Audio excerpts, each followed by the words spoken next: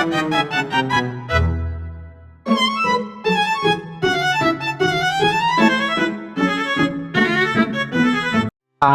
pengembangan sistem informasi manajemen. Definisi: menyusun sistem baru atau memperbaiki yang sudah ada. 2. Metode, prosedur, aturan untuk mengembangkan sistem informasi. 3. Proses mengevaluasi dan melaksanakan proyek sistem. Tujuannya meningkatkan produktivitas, efisiensi, dan keamanan data. Aspek analisis kebutuhan, perancangan sistem, implementasi, dan pemeliharaan. D. Elemen dasar dalam pengembangan sistem. Produktivitas. 1. Kebutuhan sistem yang lebih banyak, lebih baik, dan lebih cepat. 2. Membutuhkan programmer dan analisis sistem yang berkualitas. 3. Penggunaan bahasa pemrograman dan perangkat pengembangan sistem yang lebih baik. Reliabilitas. 1. Waktu testing sistem memakan 50% dari total waktu pengembangan. 2. Banyak sistem yang memiliki kesalahan dan sulit diubah. C. Prinsip pengembangan sistem informasi. 1. Sistem dikembangkan untuk manajemen. 2. Sistem adalah investasi modal yang besar. 3. Memerlukan orang-orang yang terdidik. 4. Proses pengembangan tidak harus urut. 5. Jangan takut membatalkan proyek. 6. Dokumentasi harus ada sebagai pedoman. Sistem informasi manajemen sebagai kumpulan sistem informasi. 1. Sistem informasi akuntansi, informasi transaksi keuangan. 2. Sistem informasi pemasaran, yaitu informasi penjualan, promosi, riset pasar. 3. Sistem informasi persediaan, yaitu pengelolaan stok barang. 4. Sistem informasi personalia, data dan manajemen karyawan. Klasifikasi sistem informasi untuk operasi bisnis. Transaction Processing System atau TPS ada 3. 1. Mencatat dan memproses data transaksi bisnis. 2. Menghasilkan informasi untuk penggunaan internal dan eksternal. 3. Memperbarui database perusahaan. Proses Control System atau PCS ada 1.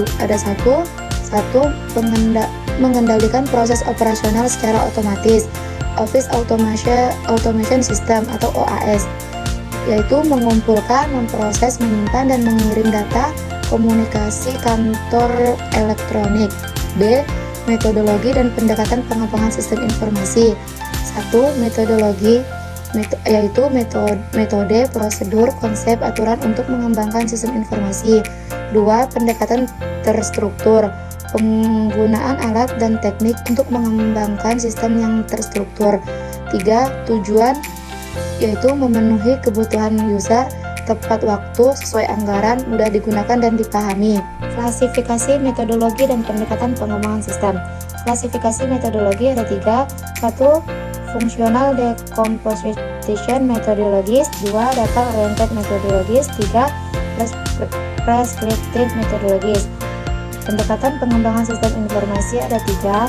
Yang pertama, pendekatan klasik. Kedua, pendekatan terstruktur. 3. Pendekatan bottom up top down. Model pengembangan sistem informasi manajemen. Yang pertama itu ada waterfall model, yaitu pendekatan linear sekuensial. Tahapannya berurutan, mulai dari analisis kebutuhan, desain sistem, implementasi, integrasi dan pengujian, dan yang terakhir operasi dan pemeliharaan. Yang kedua ada model V.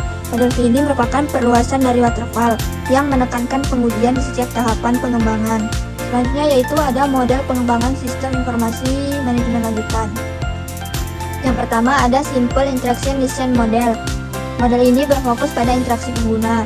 Yang kedua yaitu Star Lifecycle Model.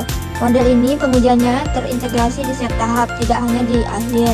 Untuk model penerapan sistem informasi manajemen itu ada yang pertama model sequential linear sistem informasi, kedua model prototype, ketiga model evolusioner, yang keempat model teknik generasi keempat, dan yang terakhir model customer relationship management.